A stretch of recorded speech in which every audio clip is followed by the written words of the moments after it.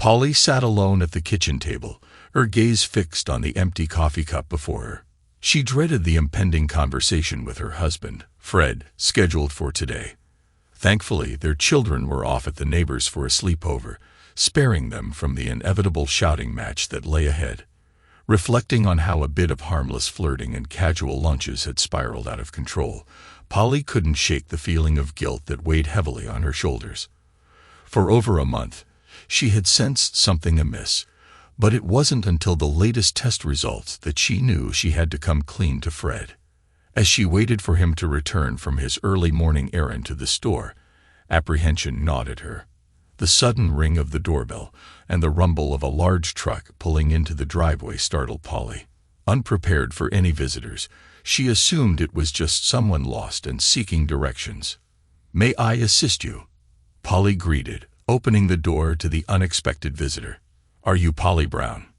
the man queried. "Yes, I am Polly Brown. How may I assist you?" she repeated, puzzled. "I have a work order to pack up your belongings and transport them to 815 Southwest 10th Avenue, the man informed her, thrusting a clipboard toward Polly as he signaled for his crew to begin unloading boxes from the truck. "There must be some mistake," Polly protested, handing back the paperwork. "I never initiated such an order."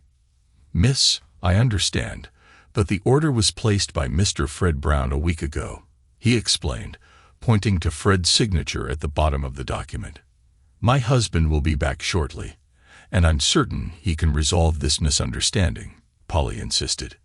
"Mrs. Brown, I just departed from your husband 20 minutes ago, and he instructed me to give you this envelope if you caused any trouble," he stated, handing Polly a large manila envelope. "Now, if you wouldn't mind, could you please direct us to the master bedroom? We've only got an hour to wrap this up," he requested. Polly opened the envelope and glanced briefly at the single sheet of paper. In a barely audible voice, she instructed the workman, "First room at the top of the stairs, on the right." The men hurried upstairs, and for the next 40 minutes, they worked diligently, packing and hauling box after box to the truck parked in the driveway. Occasionally, they attempted to ask Polly questions, but she seemed mentally elsewhere, so they proceeded as best they could. Within 50 minutes, they announced their completion and readiness to depart. "I'll need your signature, Mrs. Brown," the lead workman requested. Polly hastily scrawled something at the bottom of the paper, and they swiftly exited. Exactly 10 minutes later, Polly's father arrived. "Darling," Harry said, observing his daughter's stunned expression, "Friend asked me to pick you up, figuring you might not be in a state to drive," he explained. "Your mother's waiting for us, and the movers are ready to drop off your belongings. We'll store everything in the garage for now and sort it out later," Harry informed Polly as he guided her out of the house. "This can't be happening," Polly muttered aloud as Harry assisted her into the car. "Where's Fred? If Fred were here, he could sort out this entire mess," she pondered silently.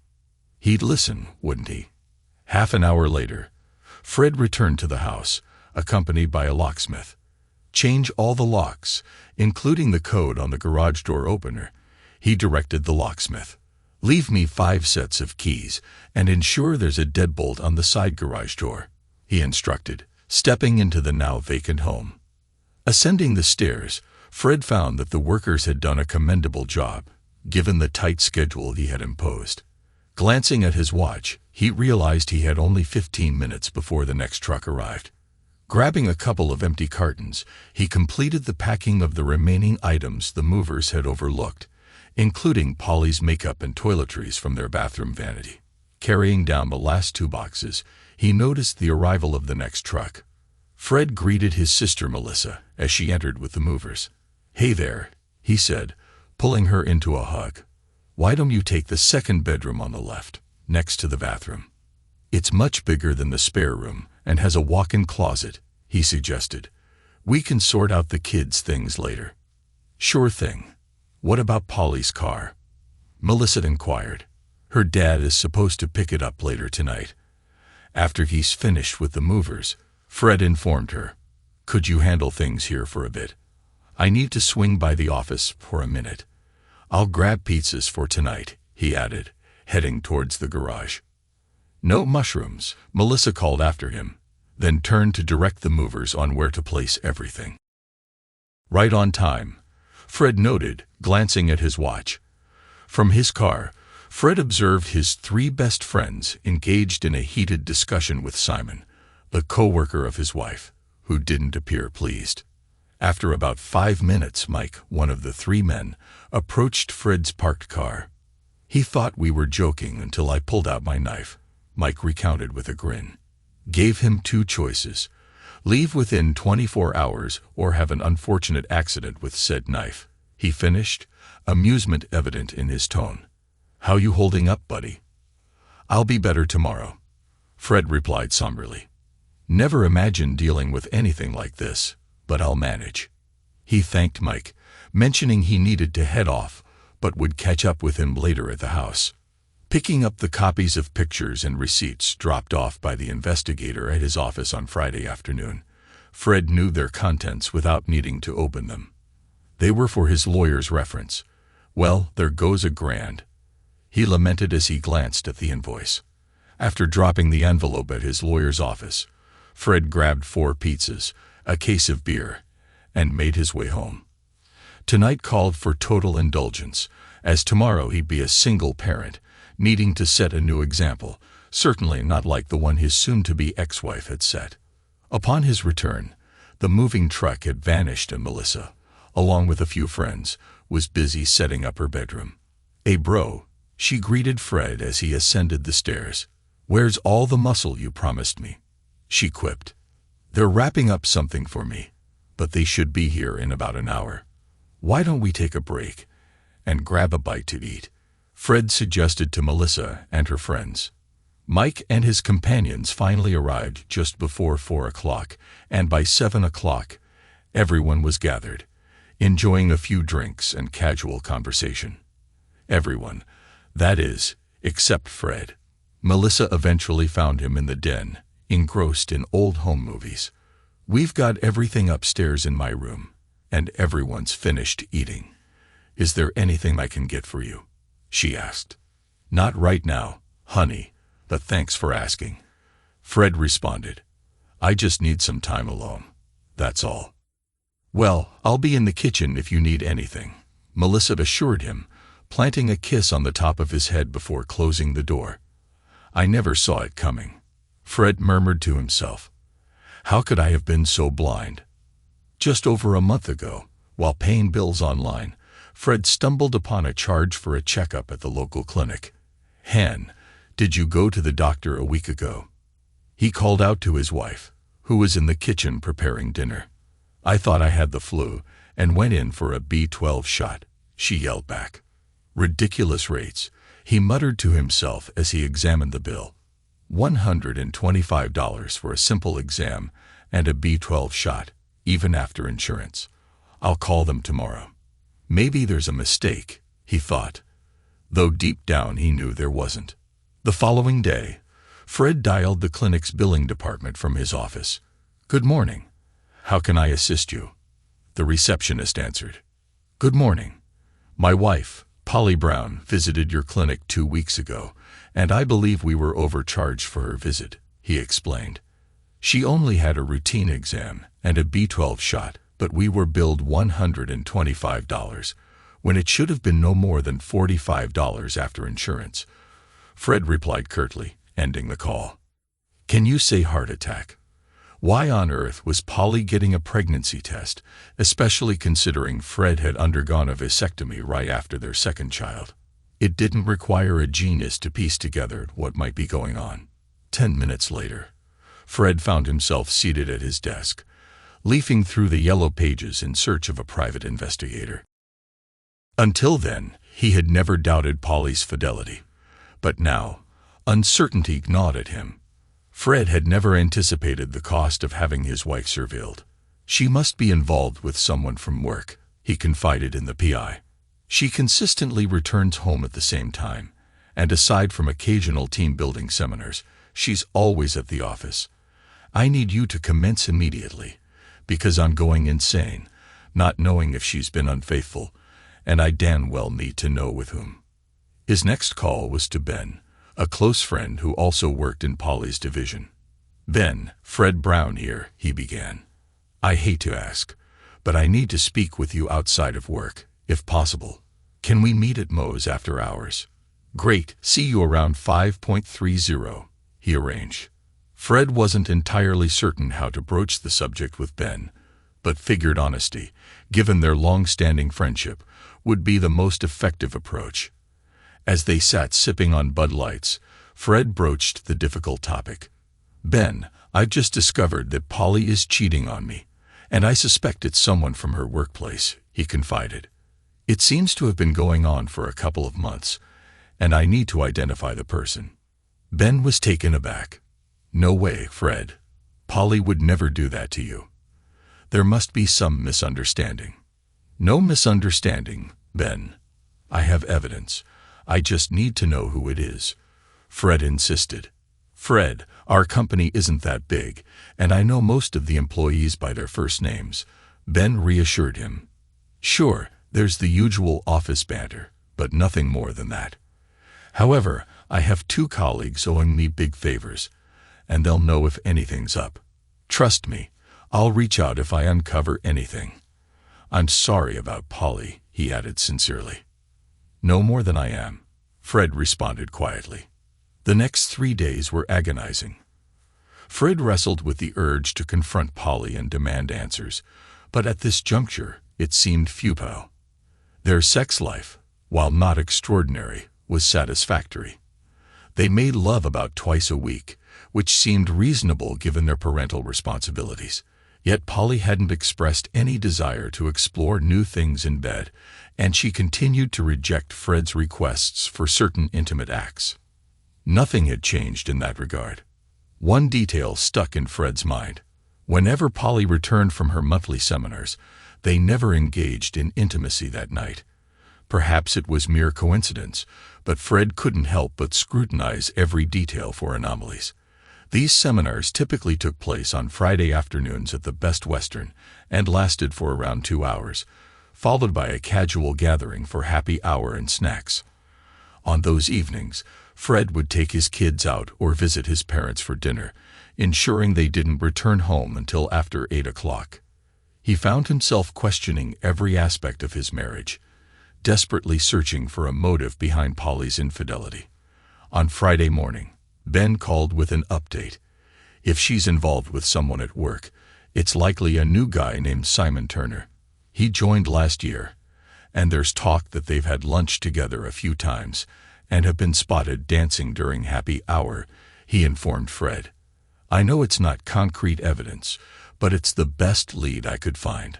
I hope you two can work things out. Thanks for the intel, but I'm not holding out much hope, Fred replied somberly. He passed the information along to the private investigator Ben had recommended and then closed up shop, heading home. How was he supposed to play the role of the normal loving husband when all he wanted to do was kick Polly out and try to piece together his shattered life? The weekend proceeded with typical family activities: yard work, soccer practice, and a neighborhood barbecue on Sunday. Despite Polly's attempts to initiate intimacy on Saturday night, Fred made an excuse about an upset stomach and turned away, feigning sleep. Thankfully, Monday arrived, offering Fred respite from the turmoil at home. Work became his refuge, a place where he could focus and set his plans into motion. The final piece of the puzzle was initiating the divorce proceedings. He had already retained a lawyer and paid the retainer. Living in a no-fault state and both being employed, Fred sought an equitable 50-50 split with no spousal support. However, one non-negotiable demand was full custody of their 2 daughters. Polly's betrayal was monumental, and unless she agreed to his terms, he threatened to expose her infidelity to everyone she knew. Anticipating Polly's reaction, Fred obtained a restraining order, ensuring she couldn't come within 250 feet of the house, though she could still call the girls. By Tuesday, the private investigator had uncovered damning evidence: 2 motel room receipts from Best Western, registered under Simon's name, On the Friday seminar nights, surveillance photos depicted Polly and Simon arm in arm entering the room, with one capturing them kissing in the hallway. Fred declined to view the incriminating images, instructing the investigator to compile everything into a manila envelope and deliver it to his office. He expressed gratitude for the swift work and assured payment would be sent promptly. By the end of the eventful week, all arrangements had been made. The kids were scheduled for sleepovers on Friday and Saturday nights. Both sets of movers were booked. The locksmith was set to arrive by 2 o'clock, and the paperwork would be filed on Monday, served on Tuesday afternoon. Holly has no idea what's about to hit her, Fred mused, determined to maintain the element of surprise. Polly's story. Seated at the kitchen table, engulfed in self-pity, I was caught off guard when the movers arrived at the door. I instructed them to wait until Fred returned, but when he handed me the envelope, my heart sank. With a sinking feeling, I realized that Fred was aware of everything. It contained a copy of the pregnancy test I had taken at the clinic. Initially, I dismissed my symptoms as the flu, a common ailment circulating at the time. However, as days passed and the illness lingered without the usual body aches, unsettling thought crept into my mind. It was Carol's light-hearted remark, one morning, "Sounds like you're pregnant again, Polly," that planted the seed of possibility in my mind. Simon's arrival coincided with my 30th birthday, a milestone that left me feeling like an aging married woman. I assisted in his training, finding him to be pleasant, impeccably scented, and quite handsome. Despite our 5-year age gap, we shared similar tastes in music and a mutual love for Mexican cuisine. Our interactions escalated as we began meeting for lunches at the local Mexican restaurant and rendezvousing for drinks after our monthly seminars. One Friday evening during a team-building event, the music beckoned us to the dance floor. We swayed through 2 fast-paced songs before a slow melody began. I hadn't danced a slow dance with anyone since my marriage. It was Simon. It felt effortless. As we glided across the floor, a wave of warmth enveloped me, and I found solace in his embrace. Reluctantly, we returned to the group after the song ended, but the memory lingered. The evening grew warmer as we indulged in a couple more drinks, and soon I found myself on the road heading home, the memory of the dance and the undeniable chemistry lingering in my thoughts. I knew I should have ended it, but the time spent with Simon was too enjoyable to resist. Dancing and a few lunches seemed innocent enough, or so I convinced myself.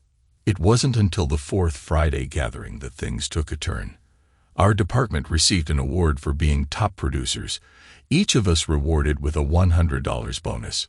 We decided to celebrate at the bar, and after a couple of hours, only 4 of us remained.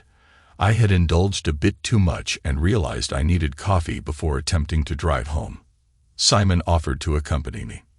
En route to the restaurant, I stumbled on a carpet, and Simon swiftly caught me before I hit the ground. Holding me by the waist and chest as he helped me upright, he asked, "Are you all right?" In a moment of impulse, I locked eyes with him and kissed him. It caught him off guard, but he responded almost instantly. After what felt like an eternity, I pulled back, my cheeks flushed with embarrassment. "I'm so sorry. I shouldn't have done that," I stammered, feeling mortified. "Please forgive me." "Don't worry about it, Polly," Simon reassured me with a chuckle. "Consider it your thanks for saving your life. Now let's get some coffee into you," he suggested, leading me into the restaurant. The following week, I kept my distance from Simon as much as possible.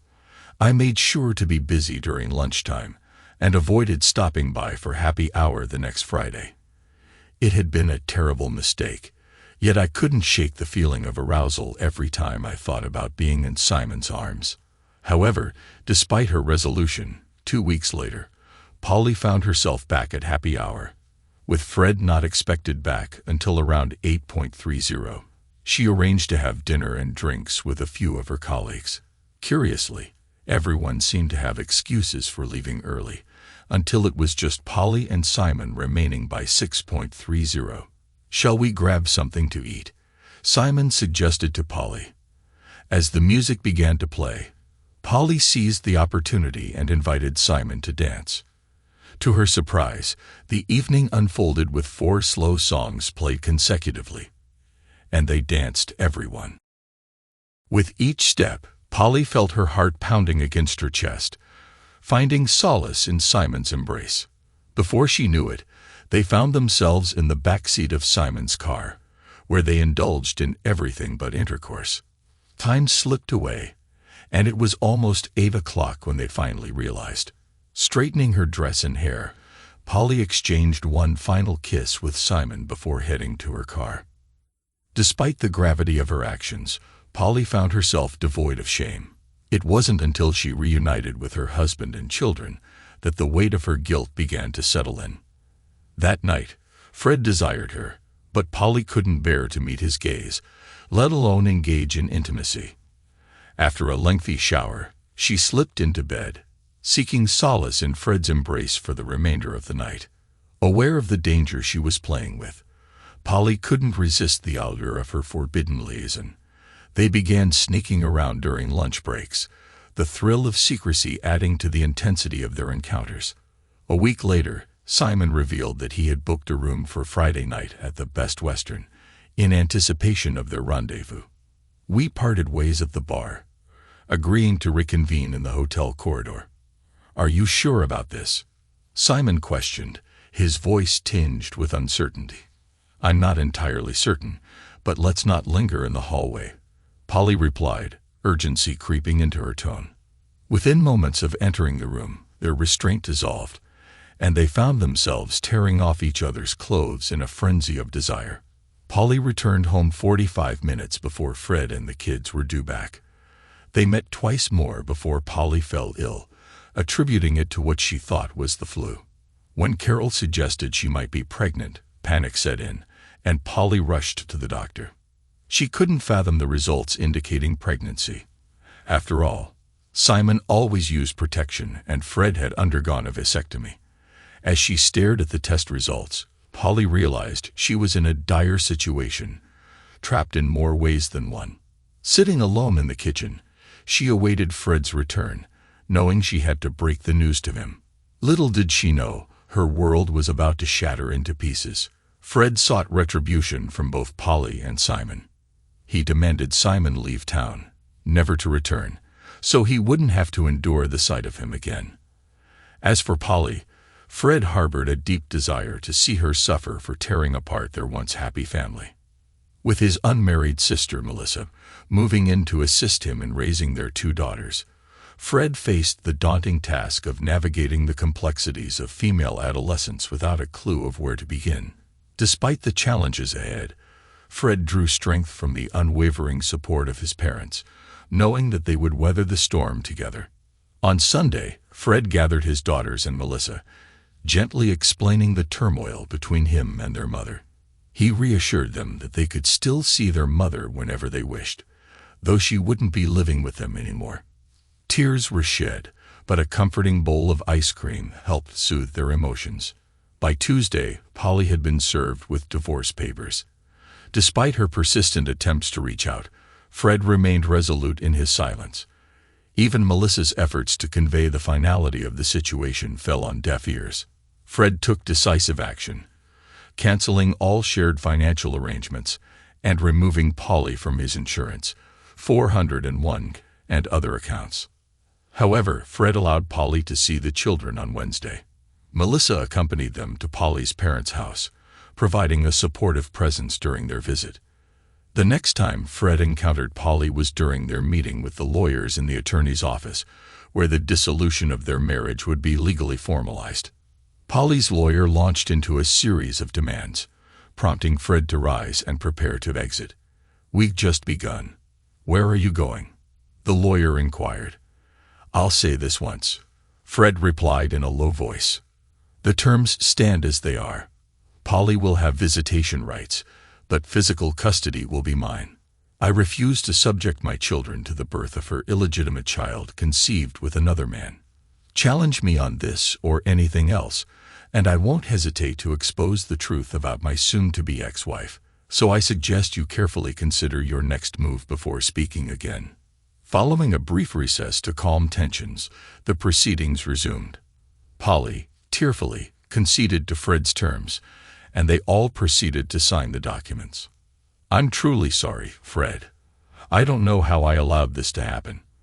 I did love you," Polly sobbed. "I suppose not enough," Fred replied coolly. As he exited, Fred glanced back at Polly. "Since you conceived a child at a team-building seminar, perhaps you can claim it as a work-related injury and seek compensation," he remarked with a wry chuckle before walking away for the final time. Thanks to everyone who took the time to listen to today's stories. If you enjoyed it, please consider liking and subscribing if you haven't already. Feel free to share your thoughts on the events in the comments below. Take care,